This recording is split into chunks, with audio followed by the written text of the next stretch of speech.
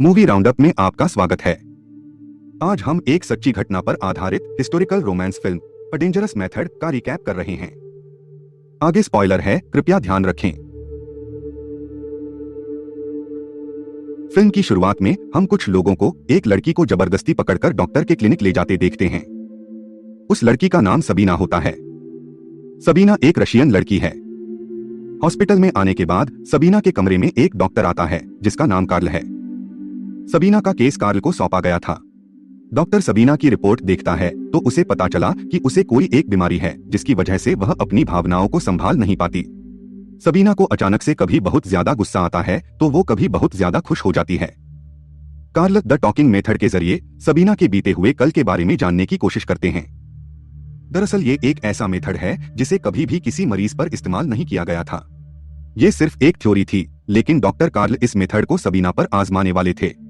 Doctor Sabina को अपने आगे बिठाकर हमेशा उसके पीछे बैठते थे ताकि सबीना बार बार डॉक्टर को देखकर अपनी भावनाएं ना बदल पाए। सबीना अपने बीते वक्त के बारे में बताती है। वो कहती है कि उसकी इस बीमारी के जिम्मेदार और कोई नहीं बल्कि उसके पिता है। जब वो छोटी थी तब उसके हाथ से एक प्लेट टूट गई थी। उसके पिता ने उसके सारे कपड़े उतारकर उसे पिछवाड़े पर बहुत मारा था। उसके बाद जब भी उसने कोई गलती करी उसके पिता ने उसे ऐसे ही मारकर सजा दी। गुजरते वक्त के साथ उसके दिमाग में ये बात बैठ गई और उसे धीरे धीरे इस चोट से भी मजा आने लगा। उसे इसकी आदत हो गई। इस मार की वजह से वह उत्तेजित होने लगी। सबीना ये भी बताती है कि उसके पिता उसकी माँ और बहन के साथ भी ऐसा ही करते थे। अगले दिन एक नर्स उसके कमरे में आकर देखती है कि वह अपने खाने के साथ खेल रही है। वो नर्स कहती है कि आज उसे एक प्रोफेसर मिलने आएगा। जब प्रोफेसर आता है तो सबीना अपने कमरे में नहीं है। बाहर उन्हें पता चला कि सबीना एक कीचड़ और पानी से भरे हुए गड्ढे में आत्महत्या करने की कोशिश कर रही है। उसे पकड़कर हॉस्पिटल में वापस लाकर नहलाया जाता है। ऐसे ही कुछ दिन बीत जाते हैं। अब धीरे धीरे सबीना ठीक होने लगती है। सबीना और कार्ल बहुत ज्यादा घुल मिल गए थे। सबीना कार्ल को कई बार उसके काम में मदद किया करती थी। वह सबीना को दूसरे मरीजों का इलाज करते वक्त अपने साथ रखता था। वो इस थ्योरी के लिए पहली लड़की थी और उस पर इसका अच्छा असर दिखने लगा था। उसके बाद कार्ल ने कई और मरीजों पर यह थ्योरी इस्तेमाल की। अब हम डॉक्टर कार्ल की बीवी एमा को देखते हैं जो कि कार्ल से बहुत ज्यादा प्यार करती थी। इसके बाद दृश्य 2 साल बाद पहुंचता है जहां हम देखते हैं कि सबीना बिल्कुल ठीक हो चुकी है। अगले दिन कार्ल और उसकी बीवी एमा डॉक्टर फ्रॉयड से मिलने जाते हैं। ये वही डॉक्टर थे जिसने इस थ्योरी को बनाया था। वहां जाने के बाद कार्ल फ्रॉयड को सबीना के बारे में बताता है। फ्रॉयड पूछते हैं कि क्या वो अभी भी वर्जिन है। कार्ल हाँ कहता है और बताता है कि वह उसे एक यूनिवर्सिटी में भेजकर बताना चाहता है कि इलाज से वो बिल्कुल ठीक हो गई है। कॉल सबीना से कहता है कि उसे अब मेडिकल कॉलेज में जाकर डिग्री लेनी चाहिए। सबीना कार्ल की बात मानकर चली जाती है। सबीना ठीक होने पर बिना रोक टोक के जीने लगी थी। कुछ दिन बाद फ्रॉयड कार्ल के पास एक आदमी क्रॉस को भेजता है। क्रॉस भी एक डॉक्टर था। वो कार्ल से कहता है कि अपने मरीजों के इलाज के दौरान वह उनकी हर ख्वाहिश पूरी करता है जिससे वो उसमें रुचि दिखाने लगते हैं और जल्द ठीक भी हो जाते हैं। इसके लिए वह उनके साथ अंतरंग तक हो जाता है।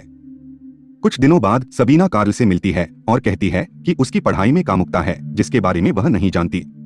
कार्ल उसे एक वकील का उदाहरण देता है कि उसे भी बैंक डकैती के बारे में जानकारी नहीं होती। सबीना कार्ल को किस करती है और कहती है कि वह अपनी कल्पनाओं को आजमाना चाहती थी। कार्ल भी सबीना को पसंद करता है। अगले दिन कार्ल फ्रॉयड से मिलता है जो कहता है कि बच्चों में भी आनंद लेने की इच्छा होती है और वो इसे किसी न किसी तरह से पूरा कर ही लेते हैं। कार्ल फ्रॉयड से पैरासाइकोलॉजी और टेलीपैथी पर रिसर्च करने की अनुमति मांगता है जो फ्रॉयड साफ इनकार कर देता है। इस बात को लेकर कार्ल और फ्रॉयड में झगड़ा होता है। एक दिन कार्ल क्रॉस की कही बात को याद करता है और सोचता है कि शायद उसे भी सबीना के साथ अंतरंग होना चाहिए और वह सीधा सबीना के पास जाकर इरादे को अंजाम तक लाता है। कार्ल फ्रॉयड से फिर मिलता है जो कार्ल से कहता है कि उसे सबीना को उसके पिता की तरह मारना होगा। इससे हम जान पाएंगे कि सबीना पूरी तरह से अभी भी ठीक हुई है या नहीं। कार्ल फिर से सबीना के पास जाकर उसके पिता की तरह पेश आता है और वह दोनों फिर से अतरंग होते हैं। एक दिन सबीना कार्ल से उन दोनों का बच्चा मांगती है। कार्ल इनकार कर देता है। जब सबीना बेकाबू होती है तब कार्ल वहां से चला जाता है। सबीना बहुत रोती है। कार्ल सबीना से सारे संपर्क तोड़ देता है। सबीना कार्ल से मिलकर फिर विचार करने को कहती है। कार्ल कहता है कि उसकी बीवी है और अभी अभी उसका एक बच्चा हुआ है। कार्ल कहता है कि उनके बीच जो हुआ वह केवल सबीना के इलाज के लिए किया था। यह सुनकर सबीना को बहुत गुस्सा आया और उसने एक चाकू से कार्ल के गाल पर वार करके वहां से चली गई। सबीना डॉक्टर फ्रॉयड को उसकी मदद के लिए पत्र लिखती है, जिसमें वह अपने और कार्ल के रिश्ते का जिक्र करती है। फ्रॉयड इस बारे में कार्ल से पूछता है, जो इस सब को केवल एक इलाज के लिए जरूरी प्रक्रिया कहकर अपना पल्ला झाड़ लेता है। फ्रॉयड सबीना को जवाब में झूठा ठहराता है और आगे उससे कोई संपर्क न रखने को कहता है। सबीना पत्र पढ़कर काफी रोती है। वह फिर कार्ल के पास जाकर धमकी देती है कि वह फ्रॉयड को सब सच बता दे, वरना वह उसे बदनाम कर देगी। दूसरी तरफ सबीना और कार्ल के बारे में एमा को पता चल चुका था। अब कार्ल फिर से फ्रॉयड को पत्र लिखकर अपने झूठ बोलने के लिए उससे माफी मांगता है। वह फ्रॉयड को सब सच बता देता है। सबीना पर आजमाया इलाज कामयाब साबित हुआ था, इसके लिए वह अमेरिका जाने वाले थे। यहाँ कार्ल को फिर से सबीना से मिलकर बीते दिनों का अनुभव डायरी में रिकॉर्ड करना है। ऐसा करते वक्त कार्ल फिर से सबीना के साथ उसके पिता की तरह व्यवहार करता है। उसके बाद कार्ल सबीना से माफी मांगता है। सबीना अब वियना जा रही थी। कार्ल उसे रोकने की कोशिश करता है, लेकिन वह नहीं मानती। कार्ल और फ्रॉयड अपनी थ्योरी साबित करने अमेरिका जाते हैं, पर दोनों आपस में बहस करते हैं और लड़ते भी हैं। वे आपस में सभी संपर्क तोड़ देते हैं। कार्ल के पास अब ना तो सबीना थी और ना ही फ्रॉयड। इस बात को लेकर वह डिप्रेशन में चला जाता है। कुछ समय बाद सबीना वापस कार्ल से मिलने आती है। एमा सबीना को कार्ल की हालत के बारे में बताती है। सबीना ने अब शादी कर ली थी और वो प्रेग्नेंट भी थी। वह कार्ल के पास जाती है, जो एकदम मायूस बैठा हुआ था। वह बताती है कि वो प्रेग्नेंट हैं और ये बच्चा कार्ल का है। कार्ल उसे कहता है कि उनके रिश्ते ने उसे बेहतर इंसान बनाया है। यह सुनकर सबीना वहां से रोते हुए चली जाती है। मूवी के अंत में बताया जाता है कि सबीना को 1942 में रूस में नाजियों द्वारा मार दिया गया। डॉक्टर कार्ल नर्वस ब्रेकडाउन के बाद एक बहुत बड़े साइकोलॉजिस्ट बनते हैं, लेकिन डॉक्टर फ्रॉयड की थ्योरी को सही नहीं माना गया। फिल्म यहीं समाप्त होती है। देखने के लिए धन्यवाद।